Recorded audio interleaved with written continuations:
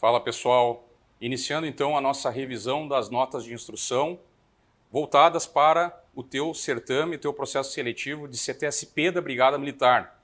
Então, a nossa aula se propõe a trazer os principais tópicos aí das notas de instrução para que te deixe preparado então para a prova, para que você tenha o máximo de scores possíveis aí e tenha êxito na tua aprovação, na tua conquista, né, da habilitação a segundo sargento da Brigada Militar. Pessoal, então iniciando pela nota de instrução 1.8, que ela trata sobre, regulamenta as vantagens pecuniárias incidentes na folha de pagamento. A nossa proposta aqui, então, visto que nós já tivemos um módulo regular, né, onde exploramos todos os tópicos das notas de instrução, aqui a gente vai ser mais seletivo, né, para aquilo que é, então, a reta final da tua preparação. Nós vamos dar aquela lapidada, aquela afiada na tua espada para que você chegue, então, muito bem na prova e possa recapitular, então, os principais assuntos que vão te deixar muito preparado aí para ter o êxito aqui nessas 10 questões que envolvem as notas de instrução e noções da atividade policial militar. Bom, da definição de termos, a gente entende que tudo que envolve conceitos, né, possa ter, então, uma prioridade para uma possível questão de prova. Tá? Então, substituição temporária, né? O militar estadual que ele em caráter transitório, ele assume ou responde uma função, cargo ou encargo atribuído a um grau hierarquicamente superior, igual ao seu. Ou seja, para a gente falar em substituição temporária, nós estamos falando da designação de um militar que está assumindo, então, uma função superior. Ou seja, ele é um soldado, ele está assumindo uma função de segundo sargento, de primeiro sargento, ele está respondendo por aquela função e, em decorrência disso, ele vai receber, a partir de 10 dias do exercício dessa função, a gratificação correspondente ao posto ou graduação superior a qual ele foi designado. Nós temos o documento também que instrui o mapa de substituição temporária, que é o quadro de efetivo, conhecido como QE. Lá vai estar disposto, então, o efetivo previsto, determinado pelo quadro organizacional do APM, o efetivo existente, disponível e indisponível. E isso é apurado mês a mês, então, juntamente com o próprio mapa de substituição temporária. Ainda na definição de termos, nós temos ali o vale-refeição, que é um benefício concedido ao servidor estadual para auxiliá-lo na alimentação, e ele também é feito o pagamento em pecúnia. O auxílio transporte, que ele é aplicável aos servidores civis e aos militares estaduais temporários. Então, atenção a isso, né? Sabemos, mas é bom sempre lembrar, o auxílio transporte não se aplica ao militar estadual de carreira, somente então aos servidores civis e aos PMTs. Tá? Ele tem então esse caráter de verba que se destina a ressarcir então os deslocamentos, né? Residência-trabalho, trabalho-residência. A gratificação de magistério, ela é a remuneração pelo exercício do magistério em cursos de formação, aperfeiçoamento, especialização e atividades, então, extracurriculares que integrem, né, a estrutura operacional da Secretaria de Segurança Pública. Temos também a gratificação por serviço noturno, ela é aplicável aos servidores civis naquele horário de emprego entre as 22 e 5 horas, tá? Para o servidor civil regido, então, pela CLT. Temos também a definição de função gratificada, que é uma gratificação concedida aos militares que forem designados para o exercício de funções próprias da Brigada Militar, então, onde há uma previsão legal para, né, o pagamento dessa gratificação.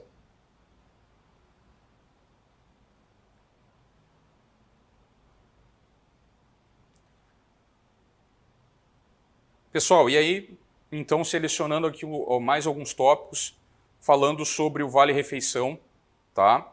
O vale-refeição, então, sabemos que ele é aquele auxílio mensal pago em dinheiro para prover a alimentação do servidor. Toda a indisponibilidade desse militar ou afastamento civis, eles vão gerar o estorno do vale-refeição correspondente ao número de dias de afastamento, mas nós temos algumas exceções. E é aqui nessas exceções que falam sobre o vale-refeição que eu chamo a tua atenção. Tá? Então não vai ser estornado no luto, núpcias, RSP e acidente em acidente em objeto de serviço. Tá? Essas licenças e afastamentos, então, elas não geram estorno do vale-refeição. Tá? É aqui que tem um tópico, então, importante que eu peço a tua atenção aí para uma possível questão de prova. E também no que diz respeito ao militar matriculado em estabelecimentos de ensino policial militar, para cursos de formação ou de habilitação. Nesses casos, tá, o militar ele não faz jus ao pagamento de vale-refeição. Tá? Então vai ser inserido no sistema lá a exclusão temporária aí, enquanto ele estiver vinculado a esse estabelecimento de ensino. Pessoal, é qualquer curso, depende.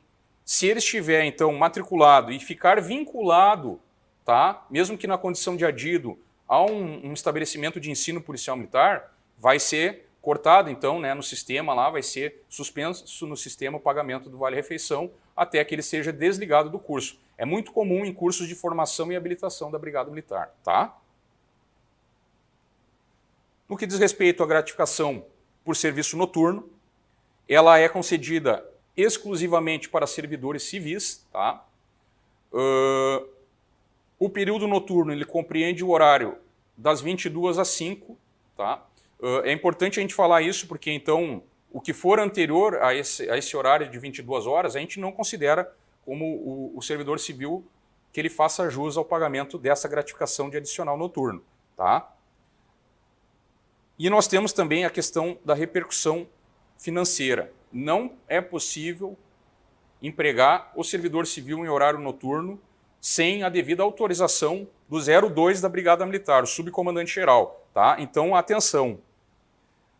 Não é autorização do 01 nem do chefe do Estado-Maior, é do 02. Tá? Então, aqui a própria nota de instrução ela é expressa em dizer, se por acaso esse comandante ele tem um servidor civil, ele necessita de um emprego dele naquele horário noturno, entre as 22 e as 5 da manhã, ele deve solicitar essa autorização até para que possa haver a previsão orçamentária para pagamento dessa gratificação de adicional noturno, beleza? Então, bastante importante esse tópico aqui.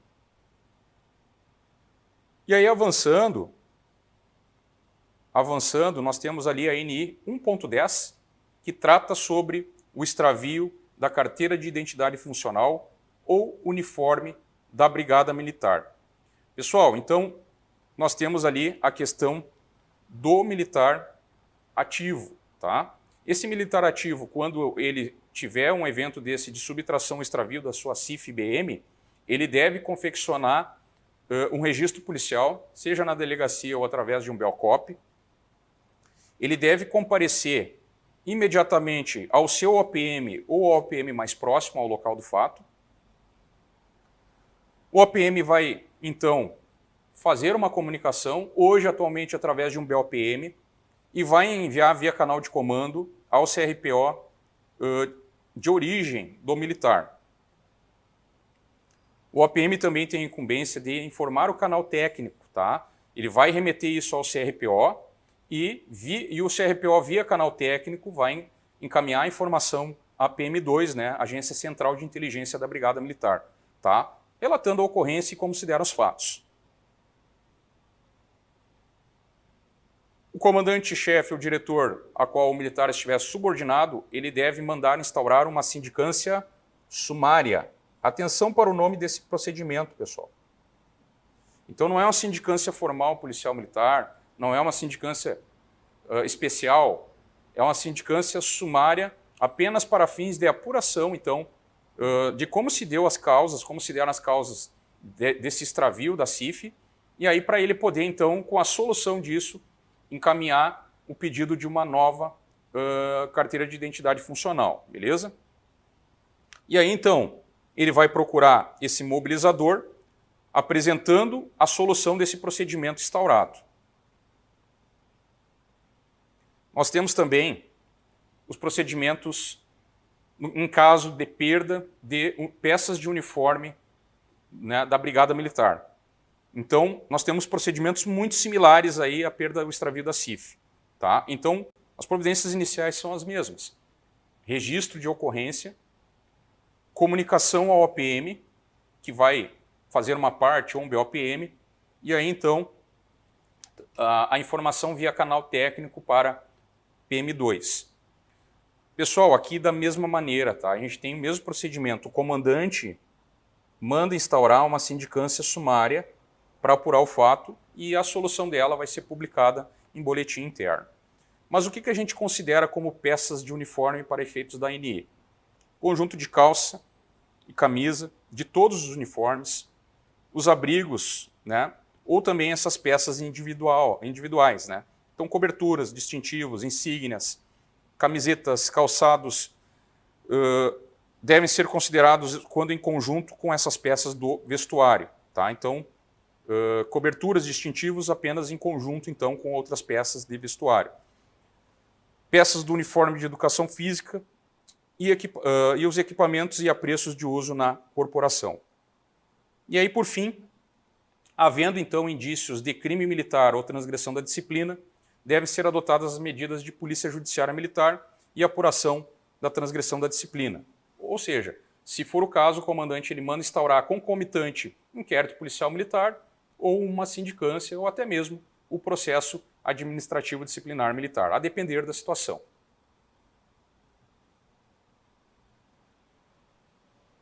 E aí, na continuidade, nós temos a nota de instrução 1.12, que regula os procedimentos de identificação e mobilização da Brigada Militar.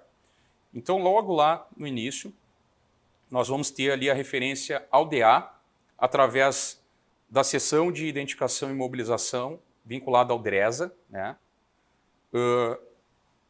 Ela é, então, essa seção, órgão responsável pelo planejamento, controle, auditoria e gerenciamento dessas atividades de identificação e mobilização. Tá? Então, como um órgão central aí dessas atividades. Nós vamos ter também as subseções de identificação, que elas ficam vinculadas ao P1 do CRPOs, tá? E comandos especializados, assim como departamentos. Elas serão, em seu nível, então, responsáveis por estas atividades. Nós temos também os chamados postos de identificação, né, conhecidos como PIP. Eles terão ordens de serviços emitidas, né, pelo departamento administrativo, que também regulará a criação de subpostos de identificação, né, conhecidos como SPIP. E a letra E, tá, do item 13, execução, fala a respeito do identificador imobilizador. Pessoal, eu vejo aqui algo muito importante que possa estar sendo cobrado nessa nota de instrução, tá?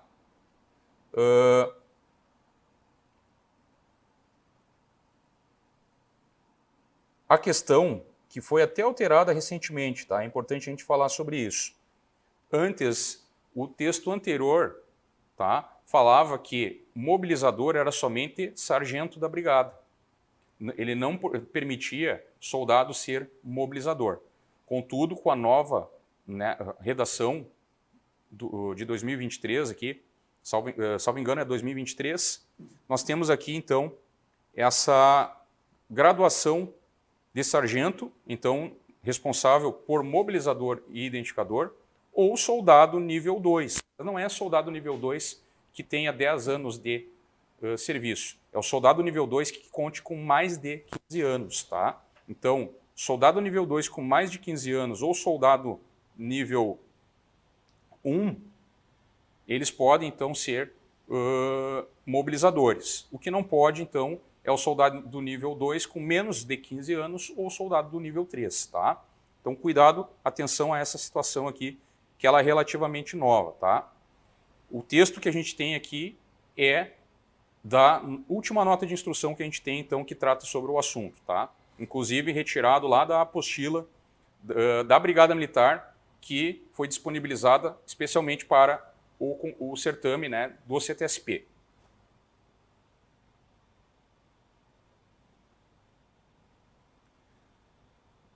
Nós temos também o período de validade das carteiras de identidade funcional.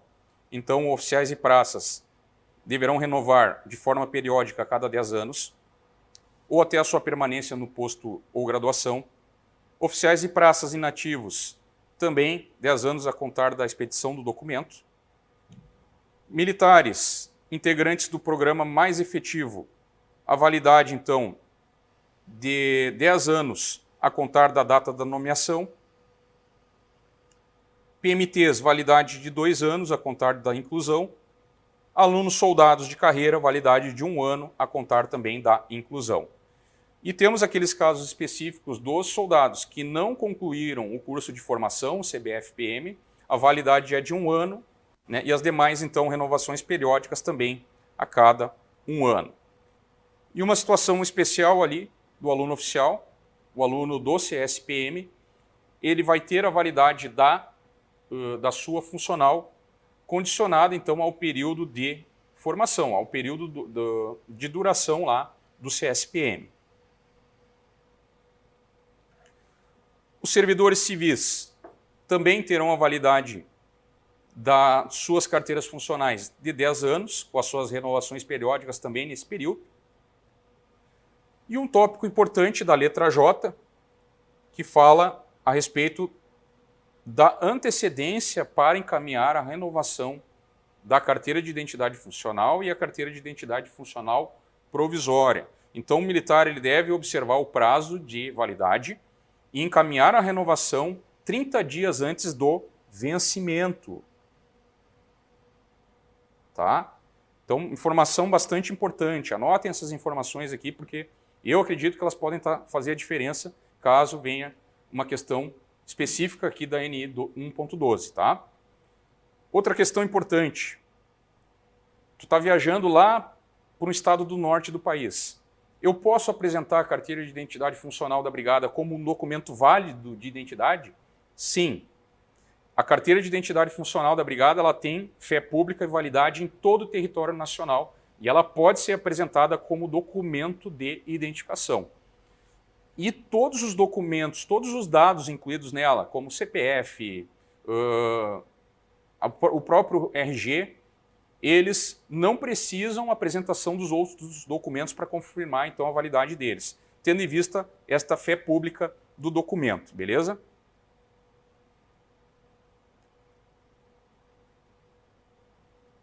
Bom, e nós temos a NI 1.18, que fala sobre autorização para afastamento total do serviço. Esta nota de instrução ela tem bastante tópicos. Ela fala sobre licenças e afastamentos. Tá? Eu chamo a atenção, pessoal, para uma questão que a gente verificou lá no último CBA, tá? O CBA do ano de 2023. Lá falava, então, sobre afastamentos. Aliás, falava sobre licenças. Considere as licenças... a questão era mais ou menos assim, né? Indique as quais dessas não se considera licença. Algo nesse sentido. E aí tinha férias, aliás, tinha licença para tratamento de saúde, licença para tratar interesses particulares, licença para tratar saúde de pessoa da família, todas licenças. E aí constava o luto. E muita gente se confundiu ali, eu vejo assim. Então, pessoal, nós temos ali no próprio estatuto licenças e afastamentos, tá? O luto, as núpcias são afastamentos, tá? Então tem que ter esse cuidado na hora da prova para fazer a divisão correta ali conforme a nomenclatura e a classificação daquele tipo de afastamento, se é licença, se são considerados outros afastamentos, tá? Porque isso foi questionado dessa forma aí no último processo seletivo do CBA-PM, beleza? Bom, e aí falando sobre férias, tá? A nota de instrução, então, ela categoriza por classificação dos servidores. Ah, é um militar de carreira, é um militar temporário, é um militar do programa mais efetivo, é um servidor civil. Cada um vai ter uma peculiaridade, tá? Então, a respeito das férias do militar de carreira, nós temos, então, um percentual máximo de indisponibilidade para a questão de férias. É o máximo que o comandante do APM ele pode liberar de férias. Tá? Então, naqueles meses de abril a novembro, o quantitativo máximo de indisponibilidade será de 9% do efetivo do OPM. Isso visa evitar a solução de continuidade, ou seja, não haver a interrupção da prestação de serviço à comunidade. Então, para ter um mínimo de efetivo. Então, esse aqui seriam os meses normais do ano, né? A questão ordinária. De abril a novembro, onde a gente não tem aquele período de férias e outras festividades e afastamentos, como também emprego específico de efetivo, como Operação Papai Noel, como Operação Golfinho, né? E aí nós temos o percentual, então, de dezembro a março, que ele vai reduzir para 7%, tendo em vista justamente isso. Esses esforços de emprego operacional, né? Em temporada de férias, carnaval, operações. Então, por isso que existe um aporte maior de efetivo concentrado de dezembro até março, e o percentual, então, de militares em férias será reduzido para 7% do efetivo do OPM, beleza? Então, peguem aqui, pessoal, esse percentual, no que diz respeito à possibilidade de liberação de férias, é algo que tu tem que chegar sabendo para a prova do dia 28, tá? No que diz respeito às férias. Esse percentual ele não aparece lá no estatuto, ele vai aparecer especificamente aqui na nota de instrução 1.18. Então eu vejo um potencial aí muito grande de questão de prova, tá? Questão dos PMTs, as férias deles. Então eles só terão direito ao primeiro gozo de férias a partir de 12 meses de sua contratação. Tiveram a efetividade de 12 meses, aí poderão então gozar o primeiro período de férias, tá? Eles têm um plano próprio que não é o mesmo do militar de carreira, então não entra aquele percentual lá, beleza? Dos meses lá de abril a novembro e de dezembro a março, tá? Que é os 7%, os 9% e os 7% de indisponibilidade máxima. Então aqui vai ser conforme, né, o plano específico deles, tá? Do primeiro para o segundo período, tá? E do segundo para o terceiro, essas férias, então, elas serão gozadas normalmente, tá? Mas em relação ao terceiro período, é um detalhe importante no que diz respeito às férias do PMT, essas férias elas não serão gozadas, mas sim ressarcidas, tá? Então as férias, o período de férias, o terceiro período aquisitivo, ele é ressarcido em pecúnia para o PMT, beleza?